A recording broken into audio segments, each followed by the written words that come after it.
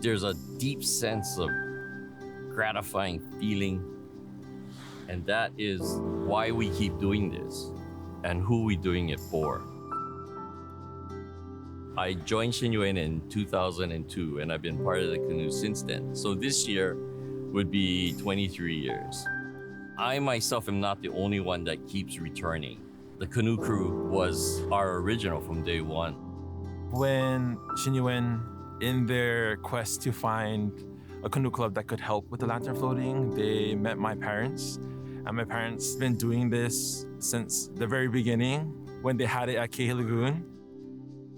Over the years that we've worked with Shinnyo, it's become a big part of not only the club, but our family.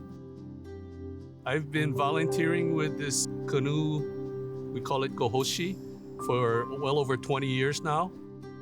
I think that's very special that we are tasked to handle these lanterns on behalf of everyone else. For me, that lantern is hope.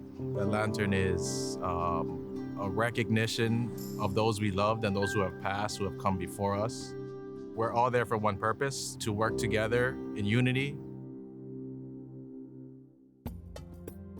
For the process of preparing for the ceremony, it does start a couple months ahead of time. To make this happen on the canoe side is roughly about 200 people total. I'm one of the lead steersmen, so we kind of keep the canoes in formation, make sure everything is running smoothly. For our clubs, volunteers, a lot of them jump at the opportunity to do it. Once we have the 16 canoes that we need for the double haul, 2 nights before the ceremony, all of our club will go there, start offloading the canoes off the trailers. Then we gotta start drilling it and rigging it. I think because we've been doing it for so long, we kind of have set up down to a science.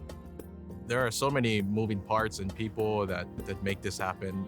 I wouldn't say any one job is more important than the other. Once we launch off the shore, we're kind of like a family, taking this journey together.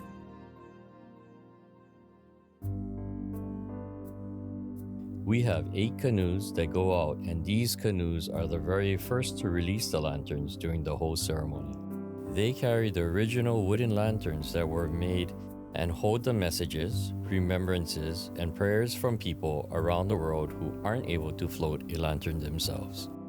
As we move out of the way, the public releases their lanterns from the shore, and this is primarily done so we don't end up running any of them over with the canoes as we go through.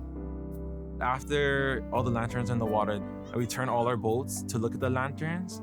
We make sure to emphasize to our paddlers to take in the moment and kind of remind myself why we do this and why it's so important. And to see it from the ocean, looking inwards, it was a mesmerizing experience.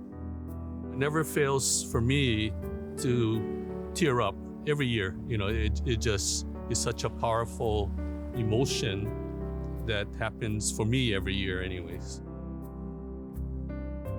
At the end, all 8 canoes are actually out beyond the reef, and we're also responsible to round all these up. We don't leave any single lantern. It's really important to us that we make sure all the lanterns come back. When we do collect them, grab them carefully. We don't want to use our impurities to blow this out. So what we do is out of respect, we actually snuff them out. And we take them back to the temple to Shinnyo, and then we actually disassemble them there. And then the bases of the lanterns are cleaned and reused next year. It's a lot of work, but it's well worth it. After it's done, you can reflect on what you've been able to do for others.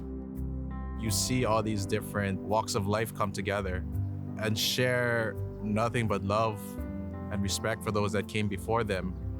But as to say, many rivers, one ocean, here we are, coming from many walks of life and just paying them our respects, letting them know we hear you, we remember you, and we're never gonna forget you.